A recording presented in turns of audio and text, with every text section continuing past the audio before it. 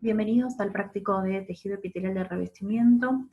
Vamos a empezar con la primera parte, son 3 partes en total, una para cada uno de los preparados que tenemos que ver. Tenemos que ver intestino delgado, que es el primero, después vamos a ver piel, y la tercera parte que es tráquea. Antes de comenzar con la observación del primer preparado, vamos a hacer un repaso rápidamente sobre cómo vamos a poder identificar el tejido epitelial en los órganos. Pensemos que no vamos a tener un preparado realizado solamente de tejido epitelial, sino que vamos a tener que identificarlo en el intestino delgado, en la tráquea y en la piel. ¿Cuáles eran las características que diferenciaban al tejido epitelial del resto de los tejidos? Bueno, primero que nada tenemos que recordar la relación que hay entre las células y la matriz en todo tejido. En el caso del tejido epitelial, y ayudémonos con las imágenes que tenemos acá, vemos que tenemos células que están muy juntas y por lo tanto hay poca matriz extracelular. Una de las principales características y que podemos sacarla rápidamente mirando las imágenes. Otra de las características es el que el tejido epitelial va a descansar sobre la lámina basal. Bien, ¿qué otras características son importantes? Como por ejemplo la polaridad, es decir, identificar las 3 regiones. La región basal, muy fácil de identificar porque es la que limita con la lámina basal, la región apical de cada una de las células, que es la opuesta, y que si nosotros pensamos dónde se encuentran ubicados, o dónde vamos a encontrar el tejido epitelial, es tapizando cavidades o revistiendo superficies libres. Esa va a ser la región apical, y además va a ser la región donde podemos encontrar especializaciones, como las que vieron en la clase teórica, cilias, estereocilias, microvellosidades. Y las regiones y las superficies laterales de cada una de las células que van a permitir la comunicación entre células contiguas. Muy bien. También, una vez que nosotros identifiquemos el tipo de epitelio, vamos a tener que poder clasificarlo. Recordemos que al epitelio lo podemos clasificar según la cantidad de capas y según la forma que tienen las células. Según la cantidad de capas, pueden ser simples, si hay una única capa de células, o pueden ser estratificados, si tiene varias capas de célula. Eso va a ser muy fácil identificarlo. Incluso también, en el caso del epitelio estratificado, vamos a poder contar la cantidad de capas de célula. Algo que también vamos a tener que clasificar es la forma que tienen las células de ese epitelio. Recordemos que pueden ser planas, pueden ser cúbicas o pueden ser cilíndricas, dependiendo de cuál sea la dimensión que predomine.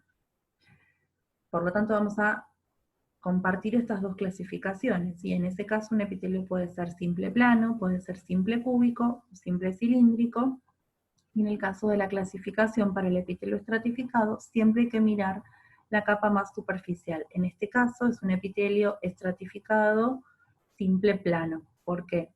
Estratificado, vemos muchas capas de célula, y plano porque la región más superficial está formada por células planas. Si comparamos la basal, son células aproximadamente cúbicas, pero las de la parte apical son planas. Hay algunos epitelios particulares, como el epitelio pseudoestratificado, que ya lo vamos a ver oportunamente.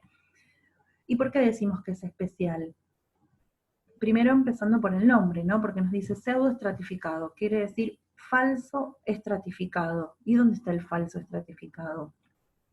Si nosotros no sabemos mucho de histología y miramos un preparado que tiene estas características, vamos a decir, sí, hay muchas capas de célula, porque esa idea nos la dan los núcleos a distintas alturas. Sin embargo, teniendo en cuenta las características y la definición del tejido epitelial, vamos a ver que en el caso del pseudoestratificado, todas las células se apoyan sobre la lámina basal, pero no todas llegan a la luz. En este caso es un dibujo y es muy fácil identificarlo. Fíjense, por ejemplo, esta célula limita hacia la región basal con la lámina basal y llega hacia la luz.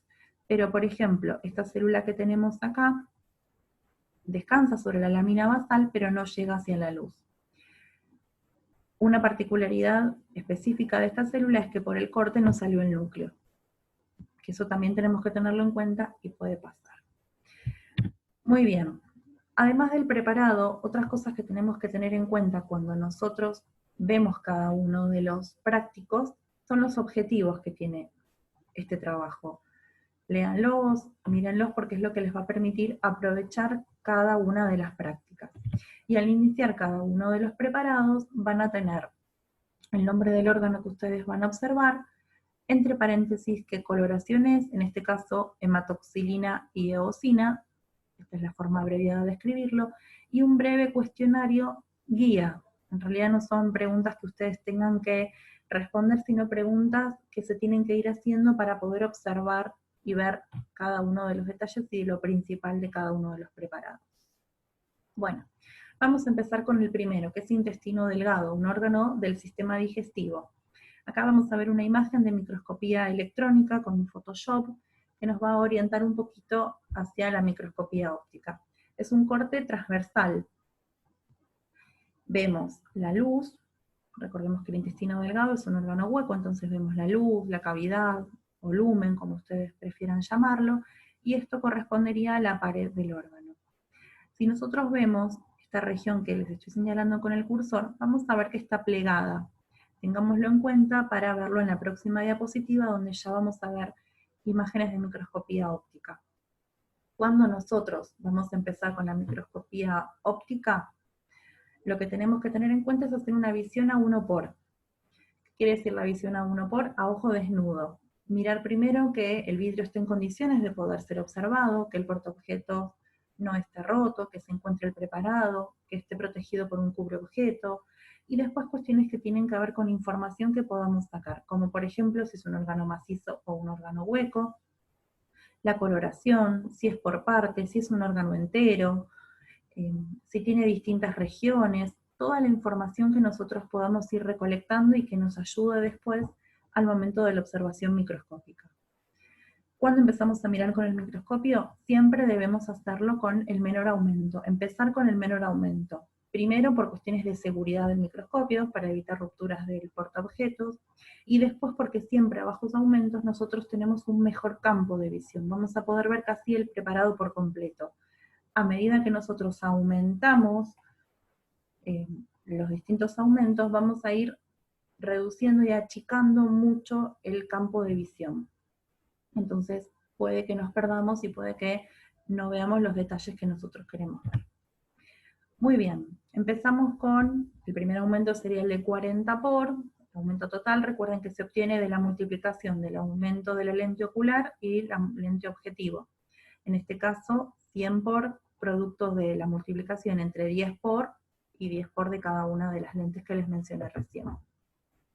Primero que nada hay que ubicarnos, hay que tratar de ver dónde estamos, qué estamos mirando, y después recién empezar a reconocer e identificar lo que nosotros necesitamos.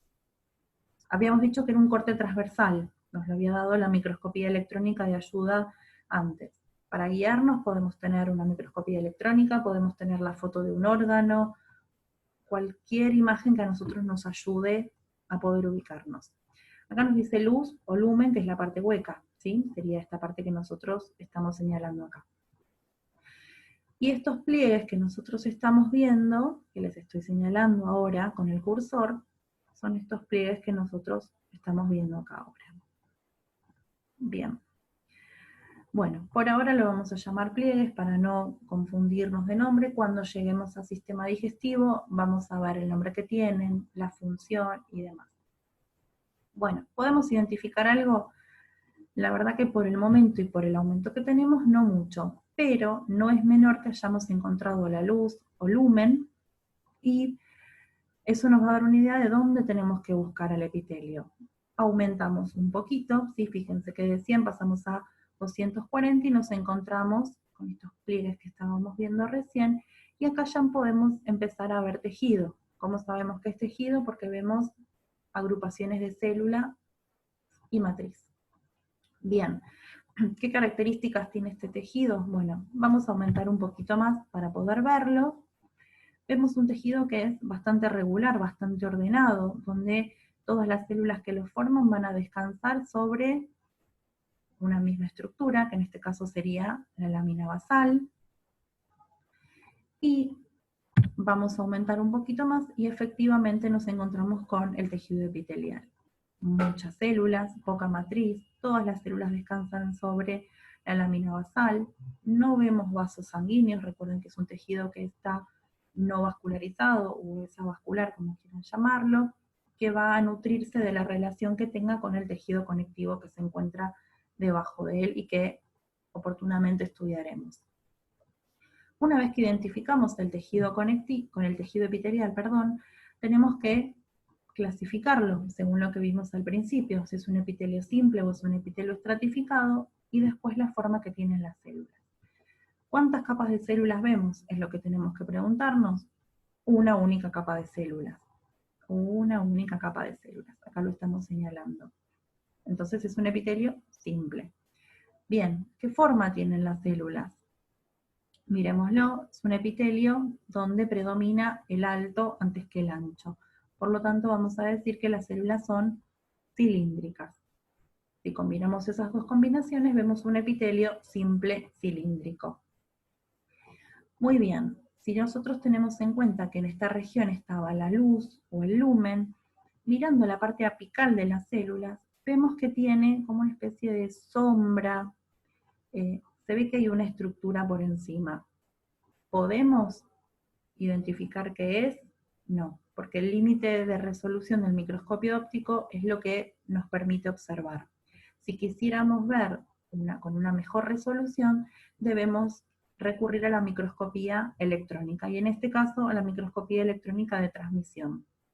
Si de estas células hacemos una microscopía electrónica de transmisión, nos vamos a encontrar con la imagen que les estoy señalando ahora, donde, por donde está pasando el cursor, ¿sí? En este momento sería esta región que recién nos llamó la atención.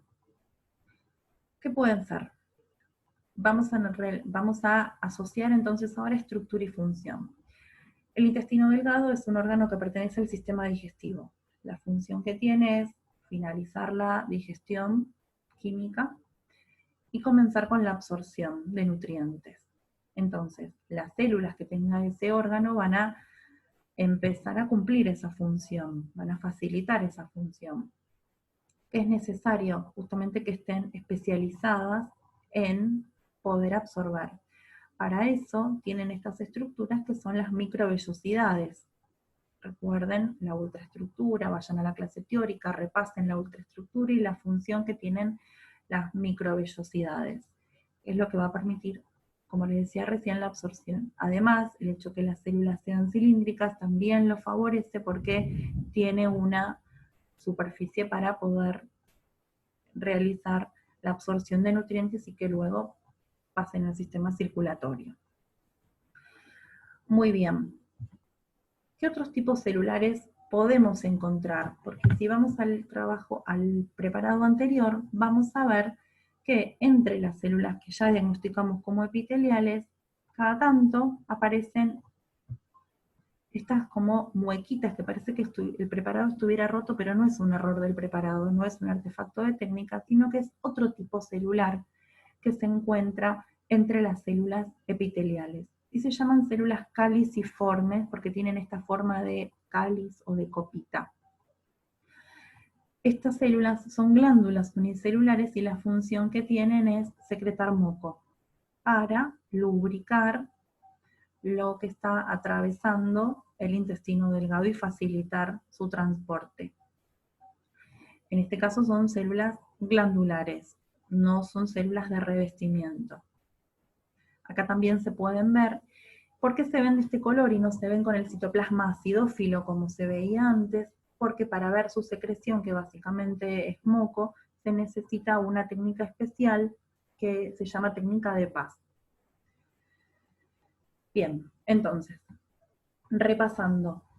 El intestino delgado es un órgano que está especializado en la absorción, por lo tanto, en la estructura tenemos que encontrar evidencias de eso. ¿Cuál es la evidencia?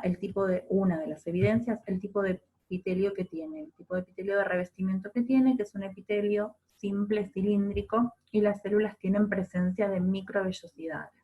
Las células tienen microvellosidades que van a facilitar esa absorción, ¿sí? Las microvellosidades vemos que son pliegues propios de cada célula donde se va a aumentar la superficie.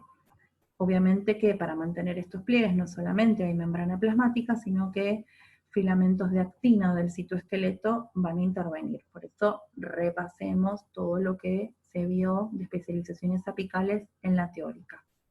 Y además, para facilitar el transporte de las sustancias que están en el intestino delgado, las células caliciformes van a secretar moco para su lubricación y su mejor transporte. Acá vemos un detalle de las células absortivas, de estas células epiteliales que veíamos hace un ratito con sus microvellosidades, para que lo tengan mucho más claro. Bueno, esto es todo por la primera parte. En el resto de los videos vamos a seguir con las otras dos partes y las otras explicaciones de los preparados de piel y de tráquea.